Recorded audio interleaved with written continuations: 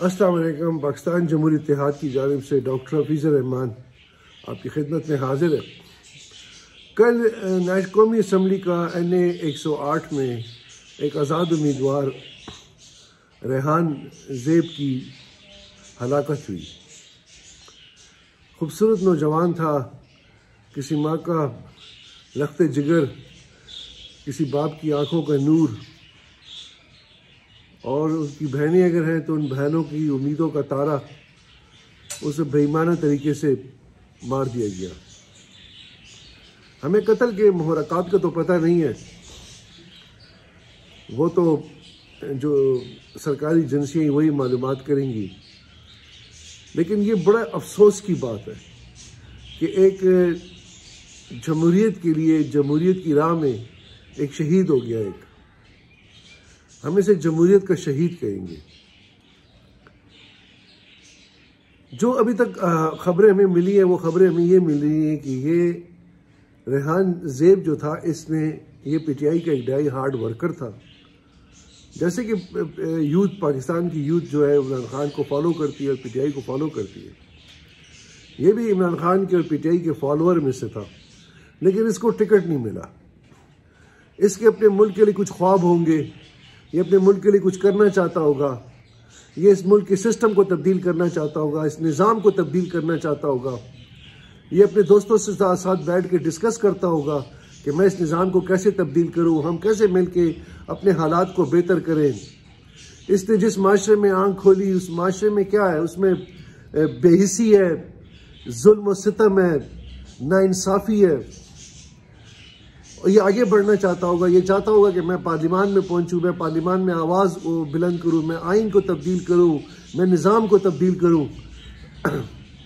तो उसके लिए उसने एक महज़ब रास्ता अख्तियार किया, और वो रास्ता ये था कि इंतखाब के ज़रिए मैं एक इस धारे में आऊँ और मैं तब्दीली के अमल में शामिल हो जाऊँ। सवाल ये पैदा होता है कि जिसको टिकट मिला और इसे क्यों नहीं मिला? क्यों ये एक पार्टी का एक वर्कर, एक डाई हार्ड वर्कर, अपने पार्टी के फैसलों से इसने बगावत क्यों की? ये सवाल है हमारा। जब हम इदारा जाती जमात की बात करते हैं तो हम इसलिए करते हैं ये बात कि इदारा जाती जमात में नाइंसाफ़ी नहीं होती। इदारा जाती जमात में मेरिट और असूलों और फार्मूलों के तहत फैसले किए जाते हैं। ये भी सुनने में आ रहा है कि 3-3 करोड़ रुपए में पाकिस्तान तहरीक इंसाफ के टिकट बिके हैं। अब अगर ये इल्ज़ाम गलत भी है,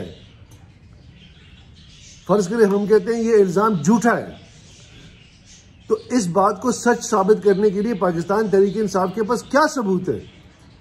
पाकिस्तान तहरीक इंसाफ हमें, अपने पार्टी वर्करों को, हम पॉलिटिकल एक्टिविस्ट हैं, हमें क्या ऐसे डॉक्यूमेंट्स बता सकती है कि नहीं जनाब ये टिकट जो है हमने मेरिट पे दिए हैं और ये हमारे पास सबूत है?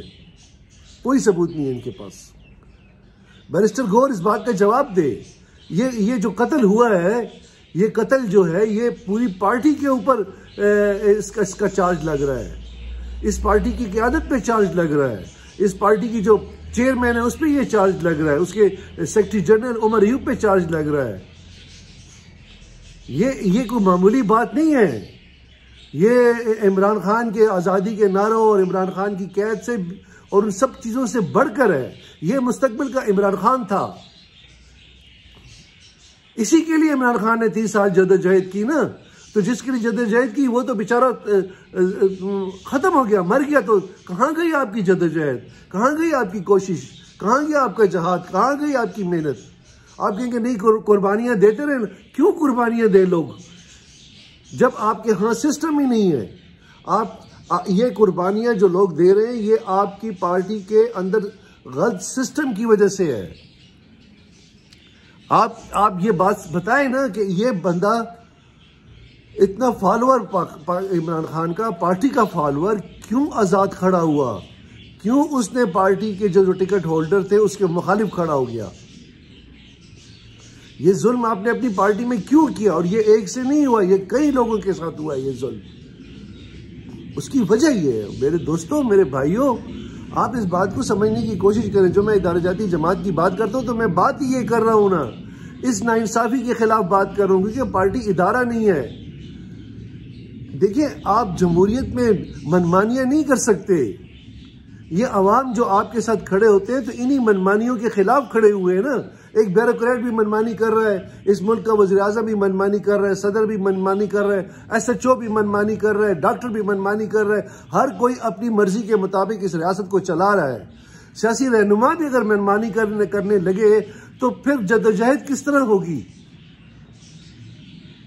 अगर अमेरिका मनमानी कर रहा है, यूरोप मनमानी कर रहा है, ये लोग अपनी मनमानियां कर रहे हैं और हम उनसे कहते हैं कि जी आप मनमानियां ना करें, हमें आज़ादी दें, तो जो हमारे अपने हैं जो मनमानियां कर रहे हैं, हम उनसे आज़ादी कैसे हासिल करें? तो इसलिए हम बात करते हैं। आप इस बात को समझने की कोशिश करें। रेहान ज़ेब का जो मर्डर है, ये मामूली बात नहीं है।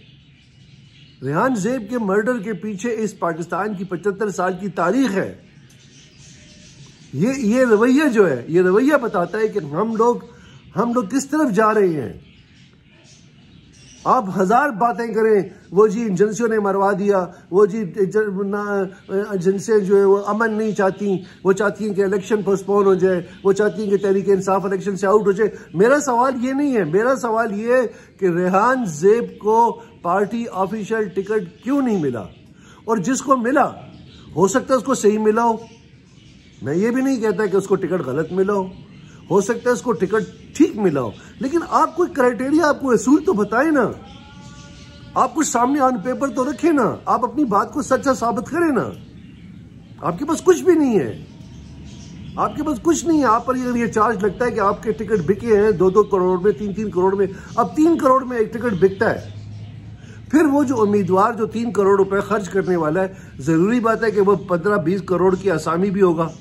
अब वो 3 करोड़ रुपए का पहले टिकट खरीदे, फिर 3-4 करोड़ रुपए वो अपनी कैंपेन पे लगाए।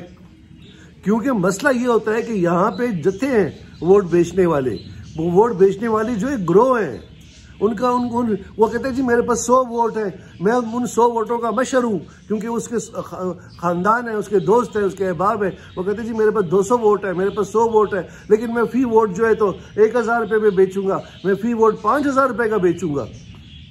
तो वहां पे भी वो 3-3, 4-4 करोड़ रुपए खर्च करे, तो उसके लिए क्लाशनकोव की एक गोली से एक उम्मीदवार को सामने से हटा दे कि यार इसके तो कोई 40-50 वोट मेरी तरफ आ जाएंगे ना। तो क्यों आप माशरे के अंदर ये बेरारवी, ये माशरे में लाकानूनियत फैला रहे हैं? इस लाकानूनियत को फैलाने में इन सियासी रहनुमाओं का भी हाथ है, इन सियासी जमातों का भी हाथ है।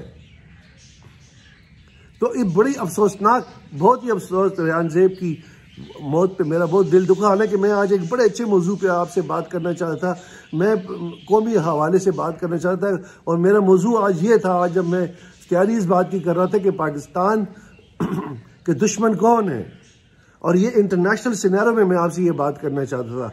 लेकिन बस जब ये बच्चे की मौत का पता चला, देखा भी, सोशल मीडिया पे देखा, बहुत दिल दुखा, बहुत अफसोस हुआ। मैं इसके वालिदैन से, इनके ख़ानदान वालों से पाकिस्तान जमहूरी इत्तेहाद जो है बाकायदा ताज़ियत करता है। हम दुआ गो हैं अल्लाह पाक इसको अपनी जौहर रहमत में जगह दे, अल्लाह पाक इसके दर्जात बुलंद करे, इसके माँ बाप के दिल को सुकून दे, इत्मीनान दे, इसके ख़ानदान वालों को अल्लाह पाक सुकून दे। और किस तरह आपको तसल्ली दूँ, मैं खुद जवान बेटों का बाप हूँ, मैं खुद जवान बेटियों का बाप हूँ। लख्त जिगर का इस तरह चले जाना, यानी मैं जितना भी सोचता हूँ मेरा दिल इतना दुखी होता जा रहा है।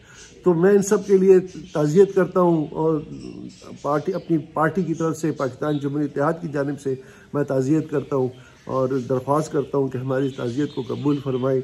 इन्ना लिल्लाहि व इन्ना इलैहि राजिऊन। अल्लाह पाक इस बच्चे की माग़फ़िरत करे। और ये मासूम बच्चा है, इसने क्या ज़िंदगी में क्या किया होगा, ये तो जन्नत में ये ही किया है इंशाअल्लाह ताला, ठीक है। और आज के लिए यही मैं कुछ बहुत ज़्यादा बात कर सकता हूँ इसके हवाले से, लेकिन चलें, सिलसिला आगे भी रहेगा। बहुत बहुत मेहरबानी, शुक्रिया।